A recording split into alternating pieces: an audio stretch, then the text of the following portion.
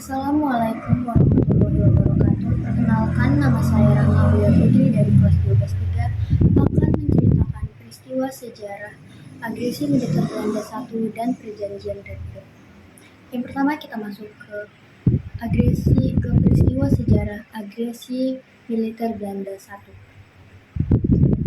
Setelah memproklamasikan kemerdekaan Indonesia pada tanggal 17 Agustus 1945, Indonesia tidak serta-merta bebas dari penjajahan. Belanda masih terus-menerus berupaya untuk merebut kemerdekaan Indonesia dengan melakukan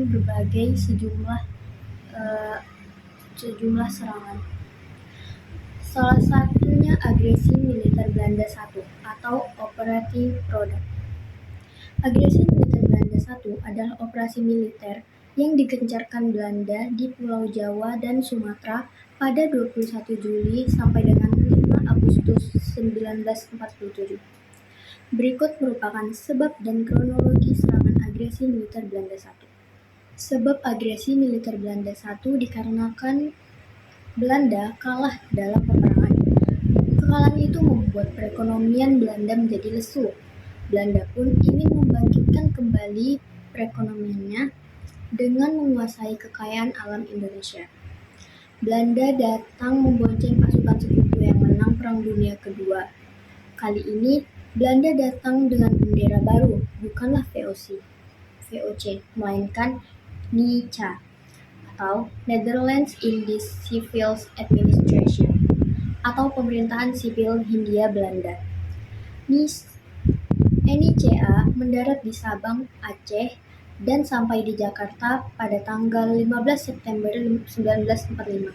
Tentara NICA dipimpin oleh Letnan Gubernur Jenderal Hubertus van Mook. Van Mook datang menyampaikan pidato Ratu Wilhelma yang menyebutkan Indonesia dan Belanda membentuk sebuah persemakmuran. Dengan kata lain, Indonesia berada di bawah naungan kerajaan Belanda. Namun, masyarakat pemerintah Indonesia yang sudah merdeka tak menerima pidato tersebut. Mereka bertekad memukul mundur para penjajah. Situasi pun mulai memanas. Pada 15 Juli 1947, Van Mook mengeluarkan ultimatum atau peringatan keras kepada Indonesia untuk menarik mundur pasukannya sejauh 10 km dari garis demarkasi atau garis gencatan senjata. Ultimatum tersebut ditolak mentah-mentah. 5 hari kemudian, pada 21 Juli, Van Mook melalui siaran radio secara gamblang menyatakan bahwa Belanda tidak lagi terikat pada hasil perjanjian Linggarjati. Perundingan Linggarjati itu adalah pengakuan dari Belanda secara de facto pada negara Republik Indonesia. Setelah pengumuman itu, dalam waktu kurang dari 24 jam, agresi militer Belanda I dimulai. Agresi militer Belanda I memiliki tujuan menguasai sumber daya alam Indonesia yang berada di Sumatera dan di Jawa.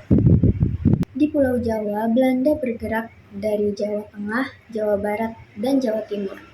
Mereka hendak menguasai perkebunan, pabrik, dan pelabuhan. Sementara di Sumatera, Belanda bertujuan menguasai perkebunan dan pertambangan, khususnya minyak dan batu bara. Kekayaan alam ini akan menjadi modal ekonomi kerajaan Belanda. Belanda melancarkan serangan yang menyebabkan banyak orang yang tewas. Pemerintah Indonesia melaporkan agresi militer ini kepada PBB. PBB lantas mengeluarkan resolusi pada 1 Agustus 1947. Dewan Keamanan PBB terus mendesak Belanda menghentikan agresi militer. Belanda pun menerima resolusi itu dan menyetop pertempuran pada 5 Agustus 1947. Itulah sejarah agresi militer Belanda I. Dalam operasi ini, Belanda gagal merebut kemerdekaan Indonesia. Selanjutnya kita akan masuk ke perjanjian Redfield. Saya akan menjelaskan latar belakang, isi perjanjian, dan dampaknya bagi Indonesia. Perjanjian Redfield merupakan perundingan yang dilakukan antara Indonesia dengan Belanda pada 8 Desember 1947 sampai dengan 17 Januari 1948. Perjanjian Redfield tercatat sebagai peristiwa penting dan bersejarah bagi Indonesia dalam upaya mempertahankan kemerdekaan melalui upaya diplomasi. Sebab kala itu Belanda ingin merebut kembali kekuasaan Indonesia. Perjanjian Renville dilatar belakangi oleh pertikaian yang terjadi antara Indonesia dan Belanda. Pertikaian disebabkan oleh serangan Belanda ke Indonesia yang terjadi pada 12 Juli 1947 atau yang dikenal dengan agresi militer Belanda I. Jadi perjanjian Renville ini bisa dibilang sebagai sambungan atau lanjutan dari agresi militer Belanda I tadi. Serangan yang dilakukan Belanda ke Indonesia itu mendapat perhatian negara lain dan menjadi kecaman internasional. Kemudian pada 1 Agustus 1947, Dewan Keamanan PBB ikut turun tangan untuk membantu menghentikan serangan Belanda tersebut. Akan tetapi, pada 5 Agustus 1947, Belanda dan Indonesia kembali mengumumkan akan melakukan gencatan senjata, hingga membuat Dewan Keamanan PBB mengambil langkah penyelesaian. Dewan Keamanan PBB kemudian membentuk Komisi Tiga Negara atau KTN terdiri atas Australia, Belgia, dan Amerika Serikat yang bertugas untuk memediasi dan menyelesaikan sengketa Indonesia-Belanda. KTN juga berusaha mendekatkan kedua belah pihak yaitu Belanda dan Indonesia untuk menuntaskan pertikaian dan persoalan militer serta politik. Perundingan Renville secara resmi dimulai pada 8 Desember 1947 di kapal Renville yang berlabuh di Pelabuhan Tanjung Priok, Jakarta. Delegasi Indonesia dipimpin oleh Amir Syarifuddin, sedangkan delegasi Belanda dipimpin oleh R. Abdul Qadir Wijoyo Atmojo, orang Indonesia yang memihak Belanda.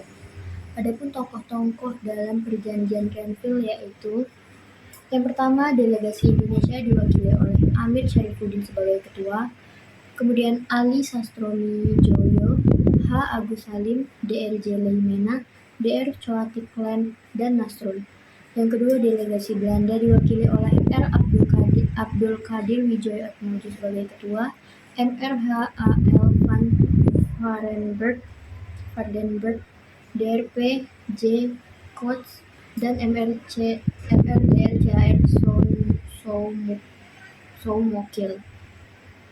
Yang ketiga, PBB sebagai mediator diwakili oleh Frank Graham sebagai ketua, Paul van Zeeland, dan Richard Kirby. Yang keempat, Belanda berdaulat atas Indonesia sebelum Indonesia mengubah menjadi Republik Indonesia Serikat. Kemudian isi perjanjian Renville. Setelah dilakukan perundingan, disepakati pokok-pokok perjanjian Renville pada 17 Januari 1948. Yang pertama yaitu Belanda hanya mengakui Jawa Tengah, Yogyakarta, dan Sumatera sebagai bagian wilayah Republik Indonesia.